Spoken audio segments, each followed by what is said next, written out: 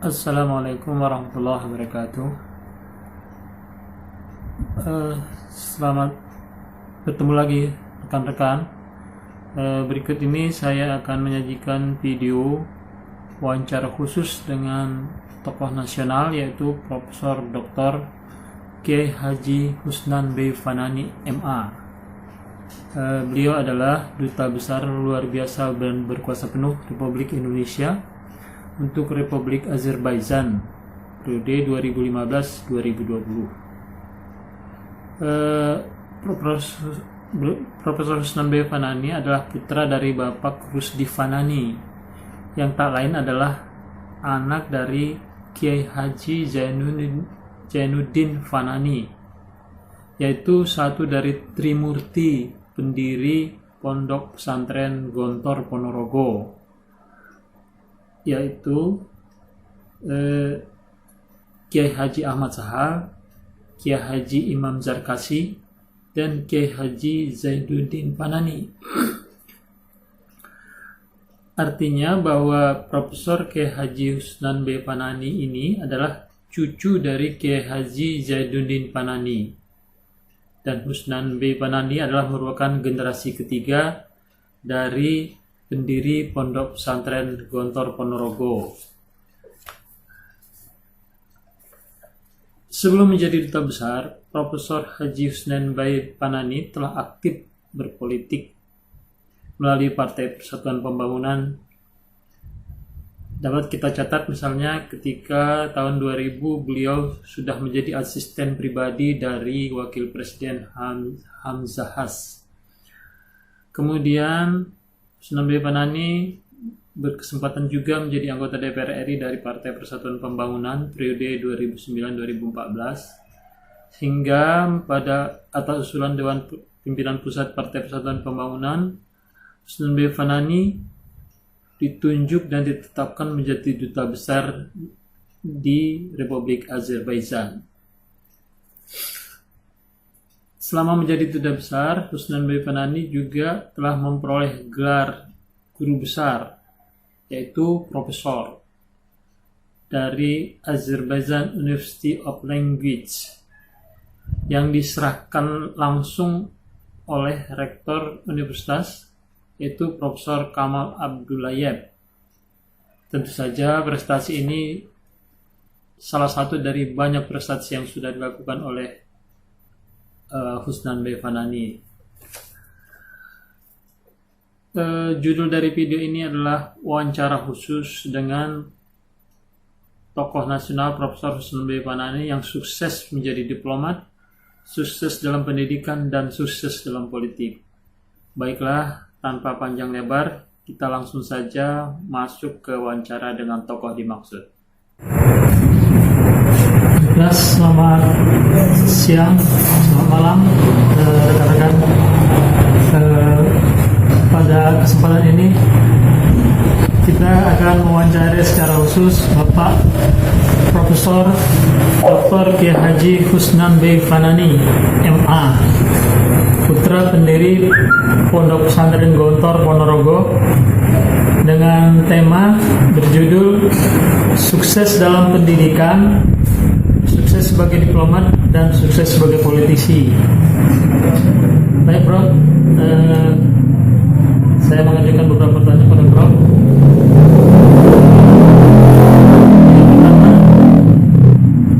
Apa kesan Bapak yang dapat diceritakan selama menjabat sebagai duta besar luar biasa dan berkuasa penuh RI di Republik Azerbaijan?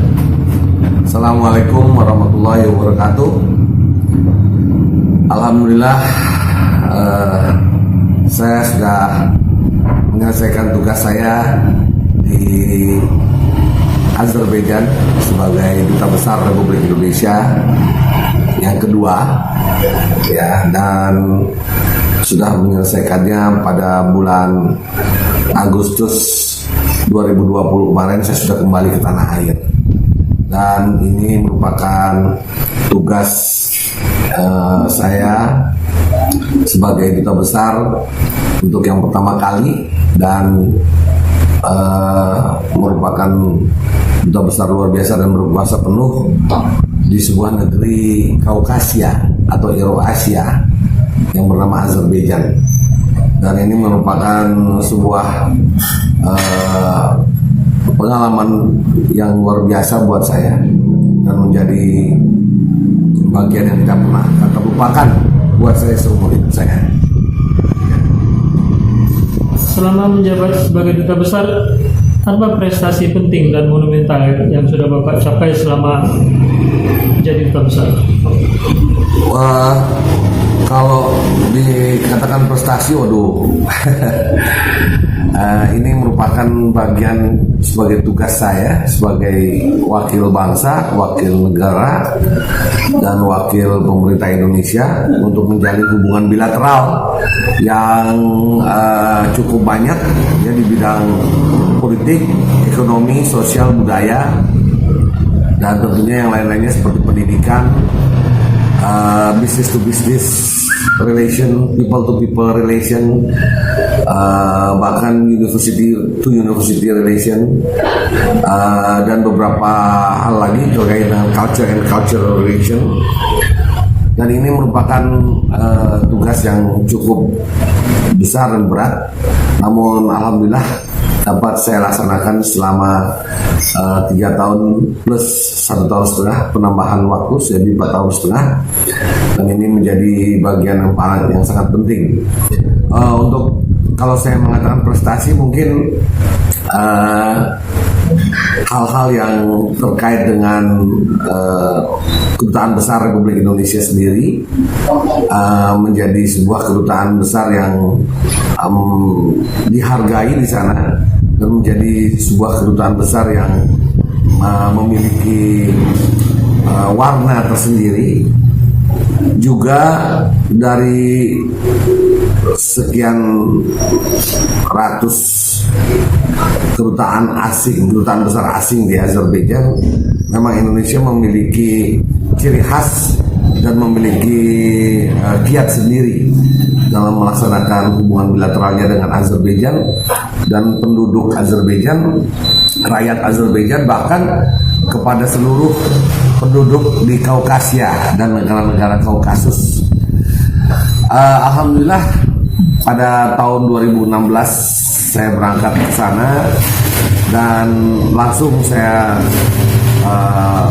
melakukan tugas yang luar biasa, dan alhamdulillah pada akhir tahun 2016 kedutaan besar kita atau KBRI kita, embassy kita menjadi sebuah embassy yang cukup dikenal karena saya menjalani pendekatan dengan seluruh aspek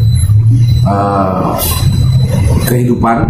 Di antaranya adalah saya banyak bersilaturahim dan menjalani pendekatan kepada pejabat-pejabat tinggi Azerbaijan, termasuk menteri-menteri, gubernur-gubernur, kepala-kepala institusi dan sebagainya, juga dengan para jurnalis, para media di sana. Jadi selama setahun itu tentunya pekerjaan saya lebih cenderung memperkenalkan diri, memperkenalkan Indonesia, memperkenalkan bangsa Indonesia, memberitahukan kepada seluruh rakyat Azerbaijan bahwa Indonesia memiliki perwakilan di Azerbaijan. Jadi itulah yang saya bisa sampaikan, bahwa tahun 2016 Kedutaan Besar Republik Indonesia mendapat apresiasi sebagai sebagai kedutaan yang paling aktif dan paling banyak program dan acara. Jadi setelah saya datang tahun 2016 bulan Maret itu terus sampai akhir kita mengadakan banyak kegiatan silaturahim, bertemu dengan orang, memperkenalkan diri. Maka tahun 2016 akhir bulan-bulan November gitu, saya mendapat award, yaitu Ambassador of the Year pada tahun 2016. Dan ini sesuatu yang tidak saya duga-duga dan tidak pernah saya terpikirkan gitu kan. sesuatu yang tidak terpikirkan, pemerintah Azerbaijan memberikan award Ambassador of the Year, the most full activity and active, the most active ambassador and embassy in Azerbaijan. Dan ini ya kesyukuran buat kami semua, karena saya juga baru datang pada tahun 2016, ternyata mendapatkan apresiasi yang luar biasa. Indonesia menjadi sahabat Azerbaijan di segala bidang, terutama di bidang hubungan internasional, hubungan budaya, dan tentunya hubungan pendidikan. Karena saya keliling juga ke universitas-universitas untuk mengadakan public speaking atau kuliah umum di setiap university. Saya rasa itu tahun 2016. Terus tahun 2017 kembali saya mendapatkan apresiasi sebagai ambassador, the most ambassador best friend of media.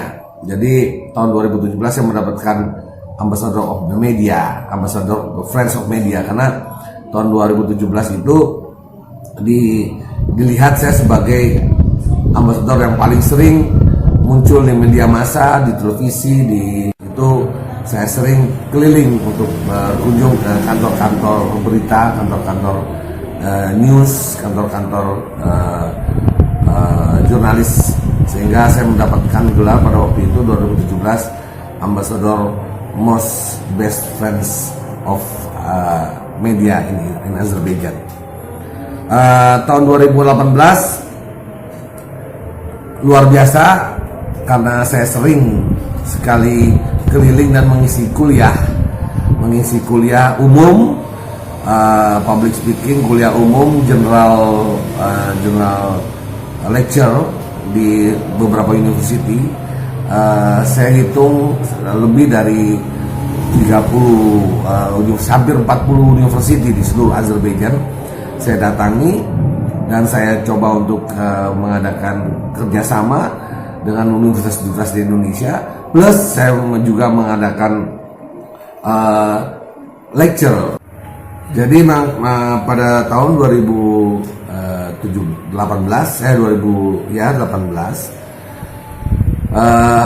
setelah karena saya banyak mengajar, memberikan kuliah umum di beberapa university, ada hampir lebih dari 38 university, 40-an itu.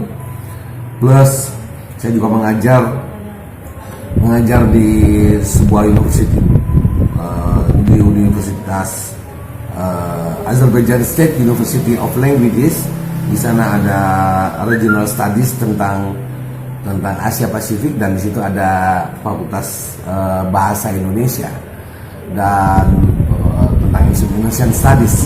Saya mengajar sejarah Indonesia, politik Indonesia, budaya Indonesia, peradaban, dan bahasa Indonesia. Tentunya ini menjadi catatan penting ternyata bagi Azerbaijan, terutama di bidang pendidikan, dan tentunya di kerjasama hubungan Indonesia dan Azerbaijan di bidang budaya, peradaban, pendidikan, dan hubungan dan bilateral. Untuk itu maka tahun 2018 di bulan Mei saya asosiasi rektorat seluruh Azerbaijan dan fakultas universitas seluruh Azerbaijan menganugerahkan saya sebuah gelar guru besar di bidang budaya, peradaban, pendidikan, dan kerjasama bilateral di bidang budaya oleh Universitas Bahasa-Bahasa dan asosiasi rektorat dan universitas dan semua asosiasi universitas di Azerbaijan memberikan gelar saya guru besar atau menganugerahkan saya guru besar atau profesor. Ini merupakan sesuatu yang sangat luar biasa buat saya, karena ternyata apa yang saya lakukan di Azerbaijan sangat diapresiasi, sangat dihargai, dan bahkan terakhir saya membuat sebuah film yang disponsori atau diproduseri oleh Jan Parwes, Star Vision Indonesia, dan film itu berjudul Laila Majnun. Laila Majnun adalah sebuah legenda roman legenda yang dipopulerkan, yang ditulis oleh seorang tokoh legenda Azerbaijan bernama Nizami Ganjawi di abad ke-12 yang menulis roman Laila Majnun dan diterjemahkan ke seluruh dunia, sehingga roman tersebut menjadi roman yang terkenal di dunia. Nah, saya mencoba untuk membuat film. Saya memfilmkan Laila Majnun dengan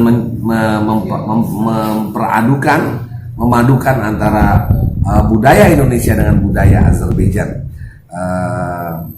Lailanya dari Indonesia, Majnunnya dari Azerbaijan, dan ini sukses, sudah dirilis pada tahun 2020 ini karena saya membuatnya tahun 2019 akhir, maka film tersebut sudah terilis pada bulan Februari lalu, 2021 Februari tanggal 11, sebagai film yang bisa ditonton di Netflix.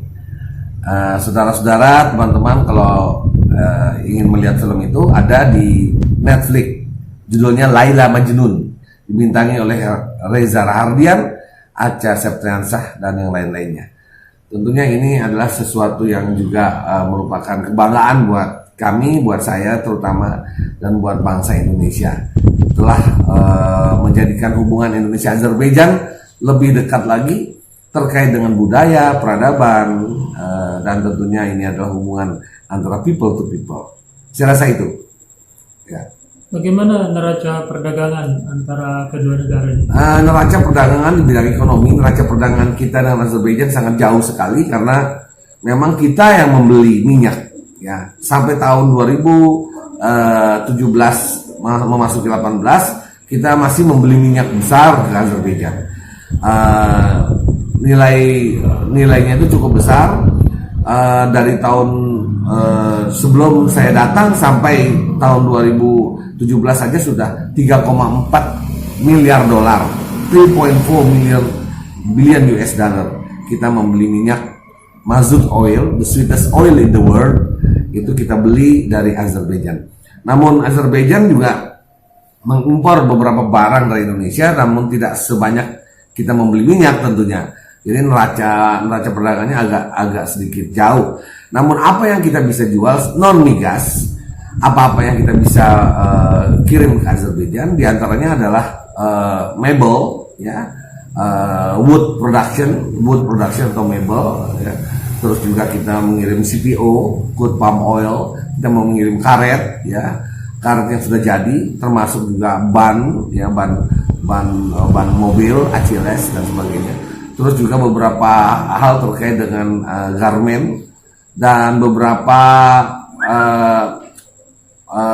hal yang terkait dengan rempah-rempah, ya, kita juga kirim ke Azerbaijan.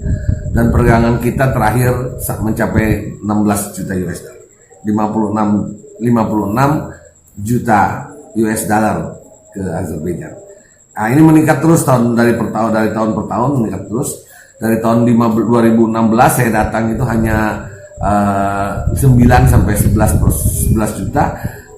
Waktu saya kembali ke tanah air tahun 2020 sudah mencapai hampir 70 juta US dollar. Saya rasa itu. Ada pesan khusus dari Presiden Jokowi ketika Bapak mulai melaksanakan tugas sebagai duta besar? Ya, pesan khusus yang saya dapatkan dari Bapak Presiden ketika sebelum berangkat, ketika kami berkumpul di Istana Negara, beliau mengatakan bahwa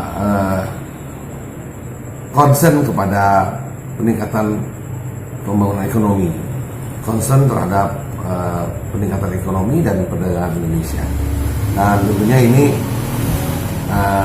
menjadi bagian yang penting. Dan untuk itu saya juga mencoba untuk melakukan sebuah inovasi baru di Kedutaan Besar Republik Indonesia di Azerbaijan, yaitu dengan mengadakan Indonesian Cultural Festival setiap tahun uh, dan ini termasuk Indonesian Cultural Festival and Expo yang besar di daerah Kaukasus dan Eurasia. Setiap tahun saya mengadakan itu. Saya juga mencoba untuk mengaitkannya dengan Hari Kemerdekaan Indonesia setiap bulan Agustus September. Maka saya mengadakan Indonesian Cultural Festival and Expo ini juga mencoba untuk menarik atau mencoba untuk membawa teman-teman pengusaha, kadin dari koperasi, SMESCO, Kementerian Perdagangan, Kementerian Pendidikan, Kementerian Ekspor Impor, Kementerian Perindustrian, Kementerian Pemuda dan Olahraga, Kementerian Agama, dan beberapa kementerian lain yang saya ajak untuk datang ke sana. Kita menggelar expo besar-besaran dan tentunya teman-teman dari pedagang-pedagang UMKM juga saya ajak ke sana untuk kita mengadakan. Dan kita alhamdulillah selama saya di sana, selama 4 tahun saya di sana, setiap tahun kita mengadakan itu dan mengadakannya di tengah-tengah kota, di tempat yang luar biasa, dan selama 1 minggu ya kita mengadakan pagelaran seni, musik, budaya, kita mengadakan seminar, kita mengadakan roadshow, kita mengadakan expo tersebut. Dan tentunya ini adalah sesuatu yang amat sangat luar biasa sehingga pemerintah Azerbaijan juga melihat bahwa ini adalah sesuatu yang sangat baik dan sangat mempererat hubungan Indonesia Azerbaijan. Dan tentunya dari hasil itu juga cukup lumayan ya, kita bisa meraup beberapa juta US dollar dalam rangka meningkatkan perekonomian. Dan tentunya yang tidak kalah penting adalah kita memperkenalkan produk-produk asli Indonesia. Produk-produk Indonesia selain dari UMKM juga produk-produk strategis ya, produksi strategis kita, termasuk kita memiliki beberapa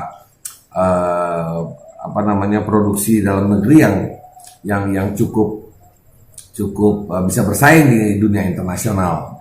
Dan ini menjadi kesyukuran saya selama 4 tahun saya di sana, 4 tahun setengah, saya bisa membuatnya 4 kali Indonesian Cultural Festival dan Expo, dan didatangi juga oleh beberapa teman-teman budayawan dan artis-artis dari Indonesia. Kita mengadakan banyak kerjasama, ada meeting, bahkan kita mengadakan business meeting, mengadakan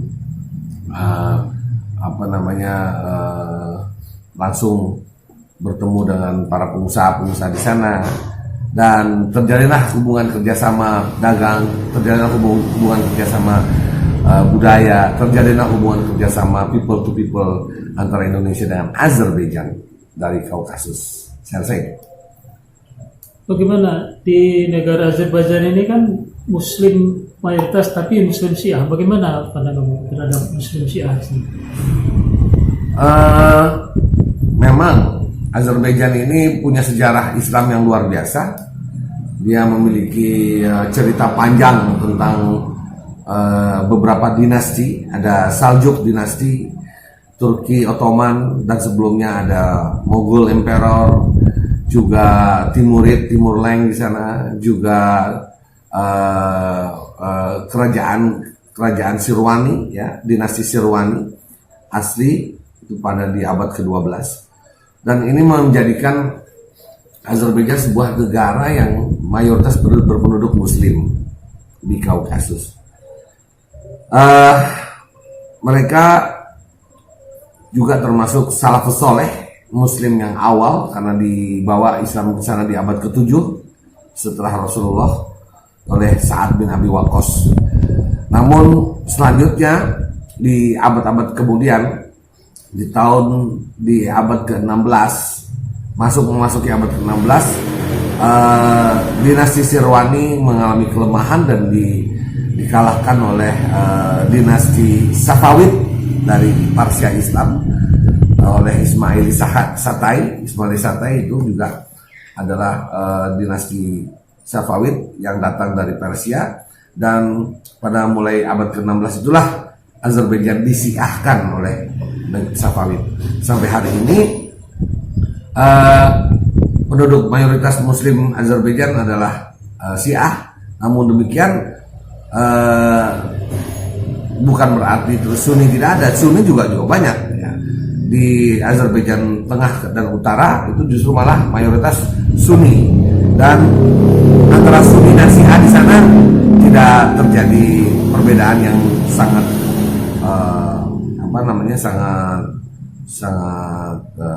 jelas. Namun mereka saling menghargai. Ya, masjid di sana ada, masjid Syiah ada, masjid Sunni ada, dan setiap masjid itu bisa disolati oleh Syiah maupun Sunni. Jadi saya rasa masalah Sunni dan Syiah di Azerbaijan tidak terlalu menjadi perhatian, karena memang sama-sama sedang membangun kembali peradaban Islamnya setelah dijajah oleh Uni Soviet yang komunis dan ateis selama 70 tahun, bahkan 170 tahun kalau disambung dari Tsar Rusia dan Uni Soviet. Jadi bangsa Azerbaijan adalah bangsa yang sesungguhnya memiliki cerita panjang, sejarah panjang, peradaban panjang dan luar biasa, dan tentunya umat Islam secara mayoritas, walaupun hari ini banyak umat Islam yang tidak mengetahui atau tidak menjalankan syariatnya, karena memang lama sudah dijajah oleh Uni Soviet yang melarang agama, ya bukan hanya Islam saja tapi semua agama yang ada dilarang untuk melaksanakan kegiatannya atau ibadahnya. Demikian. Terus apa harapan dan pandangan Pak Profesor terhadap tentang profesi sebagai diplomat, baik sebagai kader partai ataupun sebagai kader bangsa? Ya, dalam konteks ini saya berharap bahwa diplomat-diplomat kita, bahwa Indonesia ternyata masih dilihat sebagai sebuah negara besar.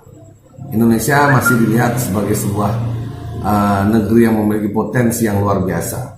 Indonesia menjadi sebuah negeri yang tidak bisa dianggap remeh, dan ini menuntut kita semuanya, kader-kader bangsa, kader-kader umat, untuk lebih memberikan warna kepada dunia, dan menunjukkan kepada dunia kita harus berani, kita harus memiliki nyali besar, tunjukkan kepada dunia bahwa Indonesia adalah sebuah negeri besar yang memiliki peradaban yang luar biasa, dan Indonesia adalah sebuah negara penting di percaturan internasional. Nah, untuk itu kader-kader umat, kader-kader bangsa, kader-kader diplomat harus lebih memiliki potensi dan memiliki kelebihan daripada teman-teman kita dari negara-negara lain. Saya rasa itu. Pak Profesor Rusnan, waktu muda pernah sekolah di India dan di Belanda, bisa dikatakan di Pakistan hingga ke Belanda, bagaimana? Ya, saya ini santri, saya ini orang pesantren. Saya lahir besar di Jakarta, SD dan SMP di Jakarta. Kemudian saya ke pesantren, ke Pondok Modern Gontor, dan tamat dari Gontor. Setelah pengabdian, saya meneruskan kuliah di Pakistan. Di Pakistan tuh di Pakistan ya, di Asia Selatan, di Pakistan. Dan saya menyelesaikan studi saya untuk S1 Islamic Studies dan S1 Political Science di Punjab University dan di Government College di Punjab University Lahore. Selama 6 tahun saya di Pakistan, dan selama 6 tahun itu juga banyak sekali pengalaman yang saya dapatkan, karena memang selama saya di Pakistan itu saya mencoba untuk banyak mendapatkan pelajaran, mendapatkan ilmu di Lahore. Lahore juga tempat peradaban di sana. Ada Mughal Emperor pernah di sana. Dan di Punjab University saya menyelesaikan Islamic Studies saya untuk S1, ya, BA, Bachelor of Art, dan S1 saya juga di Punjab University atau Government College untuk Political Science. Dan tentunya sebelumnya saya juga mendapatkan diploma atau D3 untuk sastra Inggris di NIML, National Institute of Modern Languages di Islamabad. Alhamdulillah dengan bekal ini dengan bekal di Pakistan ini saya bisa melanjutkan studi saya di Eropa, di Belanda. Saya melanjutkan studi di Leiden University, di Rijksuniversiteit Leiden, dan alhamdulillah saya dapat menyelesaikan di sana, dapat menyelesaikan S2 saya di Leiden University pada tahun 97. Jurusan antropologi dan Islam. Kemudian apa suka dukanya selama sekolah di luar negeri di Pakistan ya, ke Belanda? Waktu saya sekolah, selama saya sekolah itu pertama saya tidak pulang, tidak pernah berlibur pulang ke Indonesia. Jadi selama 6 tahun di Pakistan dan 4 tahun di Belanda, jadi 10 tahun itu saya nggak pernah pulang ke Indonesia. 10 tahun itu 10 kali lebaran, 10 kali puasa, 10 kali Maulid Nabi, 10 kali Isra Mi'raj, 10 kali tahun baru, nggak pernah pulang. Bang Toib cuma 3 tahun. Saya selama 10 tahun itu saya benar-benar tidak pernah pulang, dan selama 10 tahun itu saya benar-benar meninggalkan Indonesia gitu kan. Ya, dan ya kalau diceritakan suka dukanya banyak sekali, karena saya juga banyak ya saya tinggal di asrama bersama teman-teman dan saya banyak berkawan. Suka dukanya itu tentunya rindu dengan tanah air, rindu dengan orang tua dan itu. Namun karena satu tekad untuk bisa menyelesaikan studi setinggi-tingginya, maka saya berusaha untuk menahan hati untuk pulang ke tanah air, ke kampung halaman, karena saya berpikir malu kalau saya pulang itu tidak membawa apa-apa. Jadi setelah saya tahun 97 itu selesai dari master saya di Belanda, maka saya kembali ke tanah air dengan membawa seluruh hasil yang saya pernah belajar, termasuk ijazah-ijazah yang saya dapatkan di Pakistan maupun di Belanda, dan saya pulang tahun 97. Ya. Bagaimana pandangan keluarga Anda terhadap karir Bapak sejak menjadi polisi P3 hingga menjadi diplomat dan sementara ini? Ya, semua keluarga saya mendukung apa yang saya lakukan. Intinya adalah dalam rangka membangun diri, dalam rangka menambah wawasan, dalam rangka memperbaiki diri, dan yang paling penting adalah saya berusaha apapun yang saya lakukan itu bisa membawa harum nama keluarga, terutama membawa harum nama orang tua saya. Saya selalu sadari, saya harus selalu menyadari diri saya bahwa saya ini belajar di luar negeri, saya belajar di mana-mana, saya harus jaga nama orang tua saya juga harus jaga keluarga saya. Dan jadi memang apa yang saya rasakan, keluarga juga bisa merasakannya, terutama orang tua saya, adik-adik saya selalu mendukung apa yang saya lakukan demi kemajuan masa depan diri saya, dan juga tentunya kebaikan untuk keluarga, dan lebih besar lagi untuk bangsa dan negara. Saya rasa itu yang saya selalu pegang selama saya belajar maupun selama saya beraktivitas di dimanapun, di organisasi, di politik dan sebagainya. Apa target dan misi selanjutnya setelah selesai dari jabatan duta besar? Saya ingin terus bermanfaat buat bangsa dan negara ini. Saya ingin terus bisa bermanfaat buat orang banyak. Saya ingin terus beribadah, berbuat banyak buat umat ini. Saya tidak ingin berhenti sia-sia. Saya ingin bermanfaat. Kalau Bung Karno telah meninggalkan negeri ini sebagai seorang proklamator, Pangeran Diponegoro sebagai pahlawan nasional yang pernah yang berusaha untuk terus mengusir penjajah, Tuanku Imam Bonjol, seorang pahlawan padri yang mengerahkan massa untuk berjuang menentang penjajah Belanda, Teku Umar Ciditiro Cut Nyadin, Malahayawati, dan yang lain-lainnya, Sultan Makassar, Sultan Hasanuddin, ya, Sultan Demak, Sultan Cirebon, dan semuanya mereka berusaha berjuang untuk negeri ini. Saya ingin juga suatu saat nanti, seandainya saya tidak ada, saya juga ingin dikenang, saya ingin didoakan oleh orang banyak sebagai orang yang pernah bermanfaat buat negeri ini, bermanfaat buat orang banyak. Jadi itu yang saya inginkan. Jadi memang saya sekarang sudah tidak lagi menjadi duta besar, tapi saya selalu berusaha untuk berbuat yang penting, berbuat yang rakyat Indonesia dan buat seluruh tanah air tercinta ini. Demikian tadi wawancara kita dengan Bapak Profesor Dr. Kiai Haji Husnan B. Panani MH. Semoga bermanfaat kita sekalian. Terima kasih. Assalamualaikum warahmatullahi wabarakatuh. Waalaikumsalam warahmatullahi wabarakatuh.